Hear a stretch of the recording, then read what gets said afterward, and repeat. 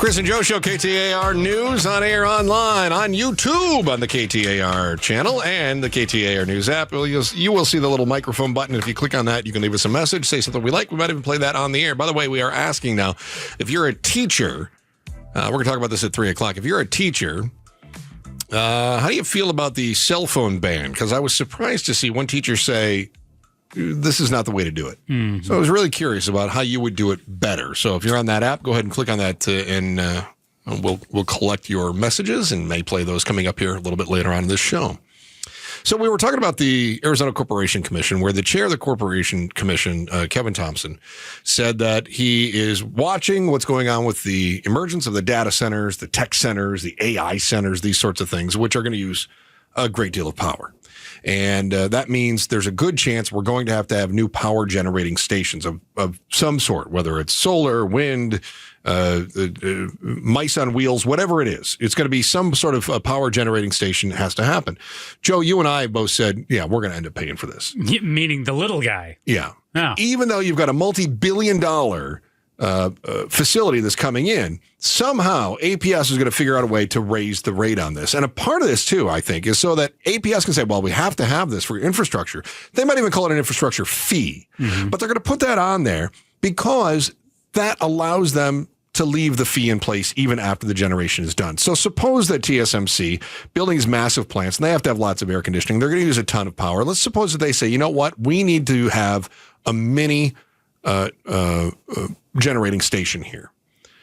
TSMC, a mini generating station would be nothing compared to the $165 billion that they're spending on building that facility. But they can go to APS and say, hey, we need a mini generating station. And APS if we don't get it, or else we're off to New Mexico. We're going to New Mexico. They could go. And that was the words you told me to watch out for. Or else. Yeah, just like the Diamondbacks say, you've got to give us money to repair this whole stadium, or else we'll go to Nashville, or else. It's always or else. I am concerned about the safety valve on this, because when we do fund the infrastructure improvements for these data centers, which of course we're going to end up doing, where's the guarantee that they're not going anywhere? I've seen this play out elsewhere where a state will offer these huge tax breaks to a company to come in and say, build your factory here. And they come in and they build the factory. And then they go, oh, you know what?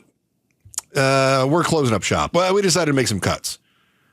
In your home state, Joe, I saw this happen where Ford and General Motors both got these big tax breaks. So they would build battery plants. And they said, we're going to employ 6,000 people. And then they went, did we say 6,000? We meant 200 people. Did we say 200? We meant, you know what?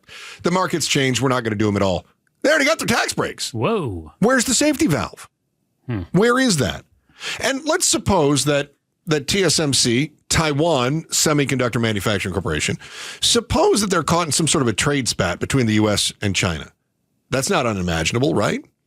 And then suppose that they have to close some of these new plants. What's the penalty for hosing us and the rate increases for infrastructure that we don't need? You've thrown out some tremendous questions. Here with us now is one of, if not the best radio reporter in all of the Valley, Heidi Hommel. You can vote for her at Phoenix Mag. Mm-hmm. Yeah, you can do it up through the end of the month. Heidi, you sat down and talked with the chair of the Corporation Commission, right? Or yes. You got to hear what he had to say? Answer all of Chris's questions now, please. Well, Chris has a lot of questions, but I spoke with Chairman Kevin Thompson about it, and the Arizona Corporation Commission is trying to get ahead of the problem. They don't have solutions necessarily yet, but what they did is they opened what's called a docket, and all that means is they're going to hold a series of meetings with the stakeholders who are impacted, by these big energy users that are coming and setting up shop in the Valley, like, these chip manufacturing plants and like data centers, that hold servers for tech companies. And he said that they don't want the ratepayer to be harmed for this. They want these high energy users to pay their fair share of the rates. They're worried about them jacking up the prices for residential users. And so he suggested, one of the solutions he threw out there was that maybe these, and he really focused on data centers because we've had a lot of chip factories come and set up shop here, but we have a lot of data centers too. Yeah. The data center energy use is up 67% over last year. Yeah. And these data centers, they consume a lot of energy, which produces heat. They also need cooling mechanisms in them to cool them down, which also consume a lot of energy as well. And right now, Arizona's data centers rank 4th in the nation for the amount of energy they consume.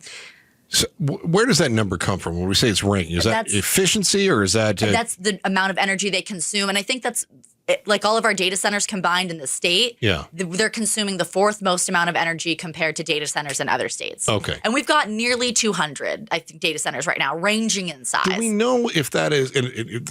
feel free to say you don't have that information. That's fine. Do we know if that is more or less efficient than other states?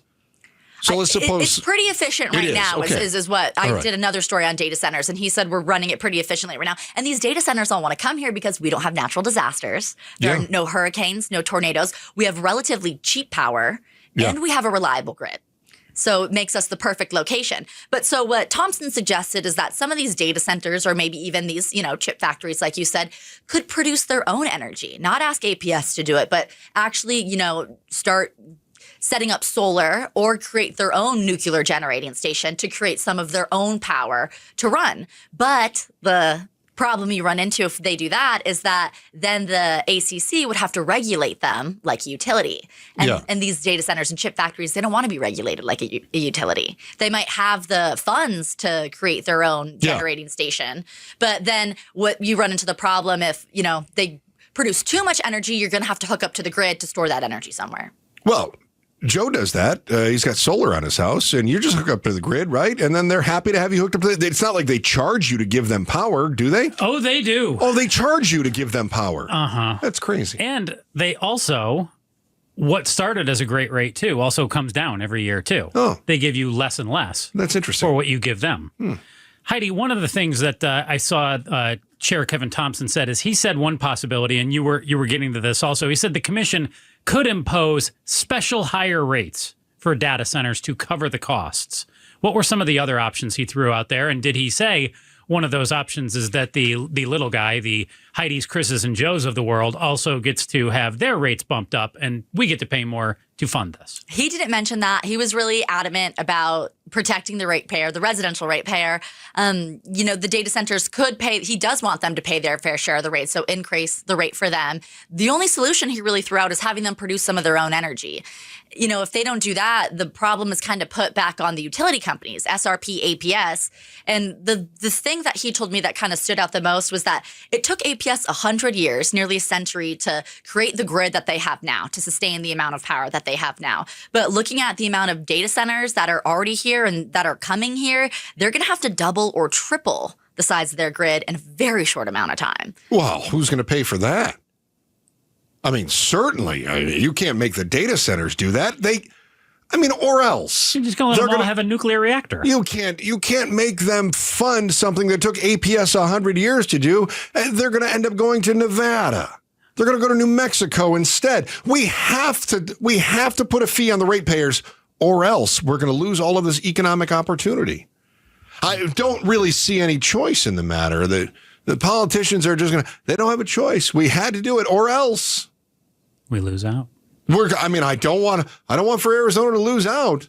We're going to have to. Someone else I interviewed about this topic, he was a professor at University Riverside in California who studies these data centers. And he said while they do consume a lot of energy, like about one medium-sized data center consumes enough energy in a day, about the equivalent of 300,000 homes. That's a lot. Holy cow. Yeah. But he said you have to look at the, you were talking about this earlier, the economic benefit of these data centers. There is an economic benefit. So he says you just kind of have to weigh what's the economic benefit and how sustainable is it. That's what they're looking into. So I'm okay with the economic benefit, except who gets the economic benefit? The companies, the corporations. Yeah. And it would be one thing if it's like they do bring jobs. I understand to the community. that. I totally understand that. Thousands, it would be one thing if we said we were going to thousands. have to put this infrastructure in, and so we need to front some of this. And if you want to do that as some sort of economic development package through tax dollars, that'd be one thing. But instead, what's going to end up happening is they're going to say, well, we have to do this for economic development, so you have to put the money forward. Well, who ends up getting the money that we're putting forward? We don't get it back. It goes to APS and SRP. That's who ends up getting our money when we pay it forward. You know what? To your point, if it is for economic development, then APS and SRP, look at all the money you're going to make. You should be fronting the development costs on this. And maybe that's what the ACC will say too, Chris. Sure it is. Yeah, because they have a long history of doing what's in the best interest of the ratepayers and not what the unbelievable. You're the best. Thanks for coming in. Always love having Heidi Hommel in, our KTAR news reporter, vying for Valley's favorite radio news reporter, and up against Becky Lynn, who also has not spoken with Heidi since those nominations came out. Thanks for watching The Chris and Joe Show. Click to see more from Chris and Joe and tap the button in the middle to subscribe to KTAR News.